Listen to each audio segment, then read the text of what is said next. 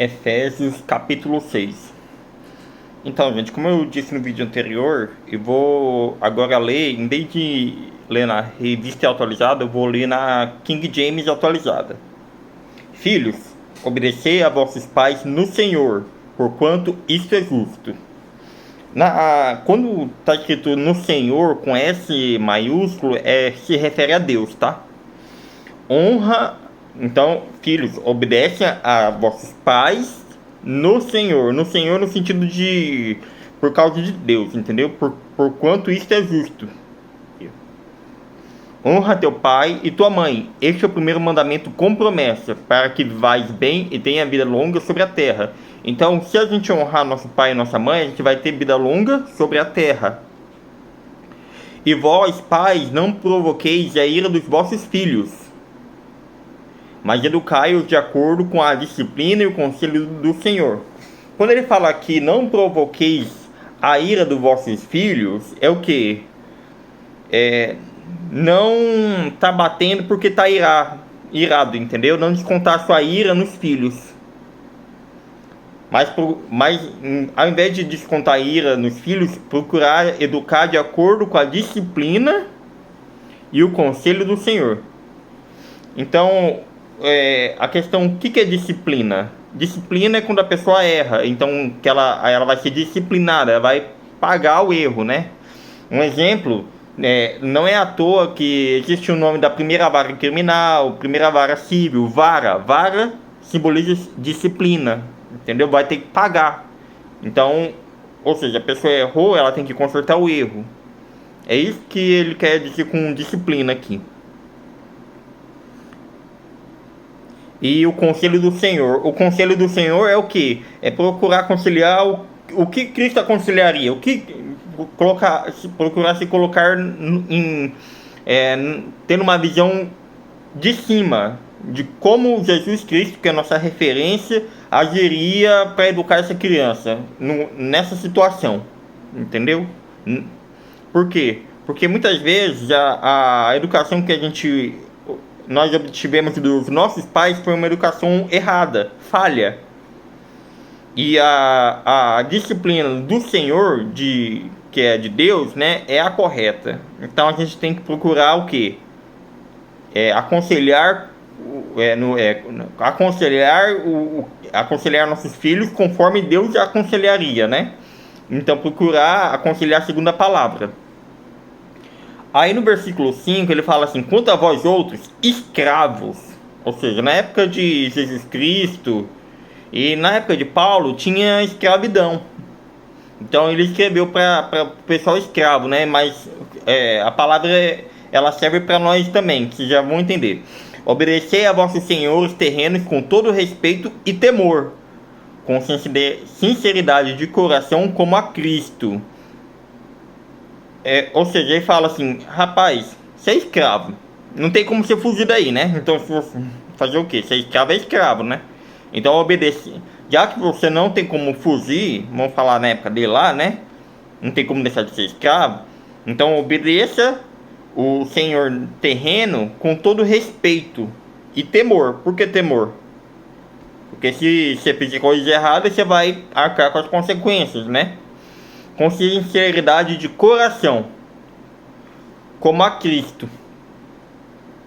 Ou seja, não servindo à vista, como para agradar a homens, mas como servos de Cristo, fazendo de coração a vontade de Deus. Então ele fala assim: nossa, você está na situação de escravo, né? Então trabalha de coração, trabalha com todas as suas forças, não só para agradar o seu Senhor, né? Mas para agradar a Deus. Trabalhe para esse Senhor aí, já que você é escravo, como se fosse para Deus, servindo de boa vontade, como se servissem ao Senhor. Senhor com S maiúsculo, Deus, e não aos homens, certo? De que cada um seja escravo, seja livre e receberá do Senhor a recompensa por todo o bem que fizer. Ou seja, se você sendo escravo, na época de Paulo, você trabalhando lá, ou sendo livre, Ou isso se aplica à época de hoje, né? Não importa a época, é do jeito que é. Você trabalhando, você vai receber sua recompensa pelo seu trabalho. Por todo o bem que você fizer. Então, ou seja, você é escravo, você se dedicou ao seu senhor, mesmo sendo escravo, você vai receber garladão lá no céu, mesmo sendo escravo, pelo bem que você fez ao seu senhor, aquele que te escravizou.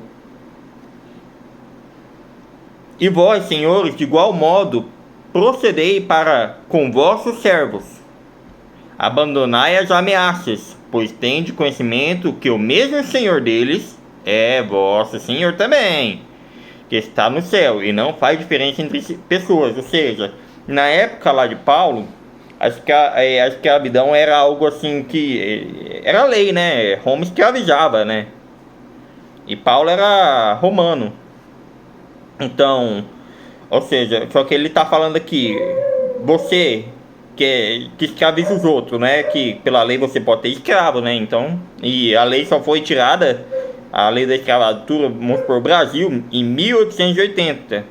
A lei áurea lá, né? É só conferir aqui, peraí. Foi em 3 de maio de 1888 que a princesa Isabel extinguiu a escravidão e aboliu, né? Ou seja, quanto tempo que nós não é mais escravo? Não tem nem 200 anos, né? Porque 1888 para 2023 dá quantos anos? Ou seja, nós deixamos de ser escravos há 135 anos. Que 2023 menos 138 dá 135. Ou seja, tem 135 anos que acabou a escravidão. Porque hoje em dia existem várias outras formas de escravizar nós, né? A gente. Ou seja, nós somos escravos e a gente nem sabe. Entendeu? Um exemplo. Nossa, Cláudio, você tá falando mais coisa aí, eu já até. Não. Quando você faz um financiamento na caixa lá, minha casa, minha dívida. É um financiamento exploratório, que te explora. Poderia ser um juros muito menor. Os juros um pouquinho maior que a inflação, mas não, é juros abusivos. Então, ou seja, tá te escravizando para você conseguir ter uma casa. E isso eu só tenho um exemplo de como funciona, né? Ou seja, você é escravo de uma dívida de 30 anos. Minha casa é minha dívida. Mas é claro, se é escravo se quiser, né? Se quiser pagar aluguel pelo resto da vida e se lascar pagando aluguel se ter uma casa, você também é livre. Então a escravidão é mais sutil, você nem percebe.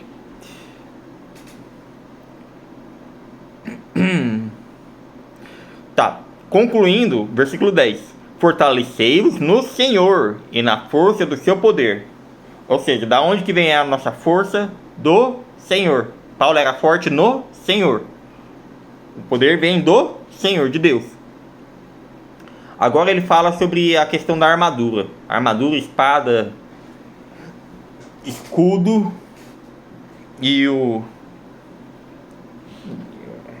que vai falar aqui? Revesti-vos de toda a armadura de Deus para poderdes ficar firmes contra as ciladas do diabo.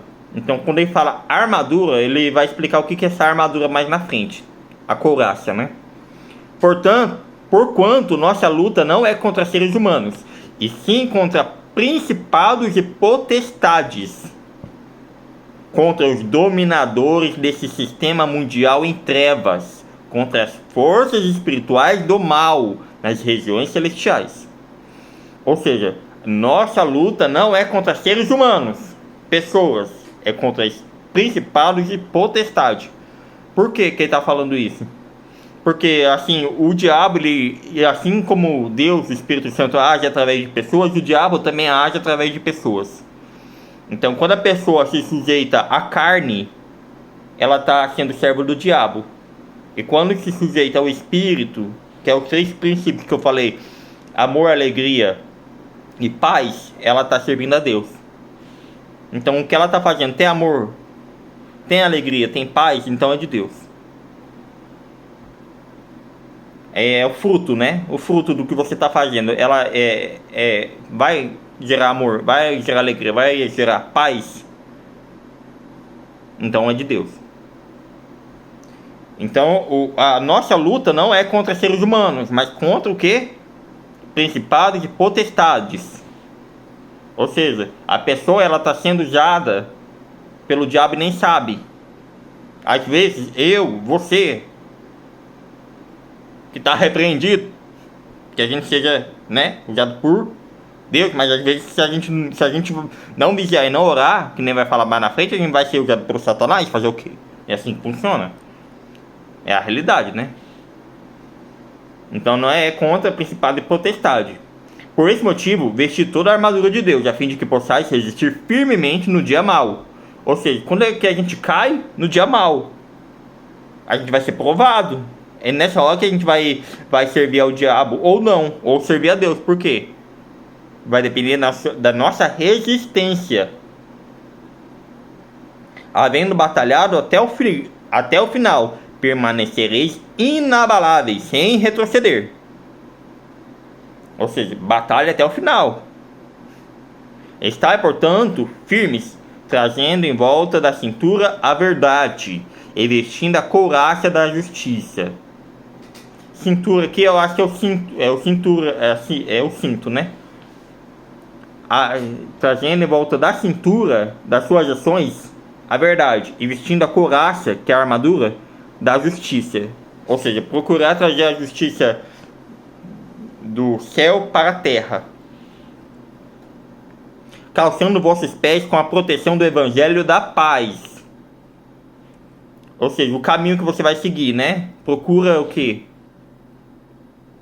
Traçar um caminho de paz. O evangelho de Jesus é o evangelho da paz.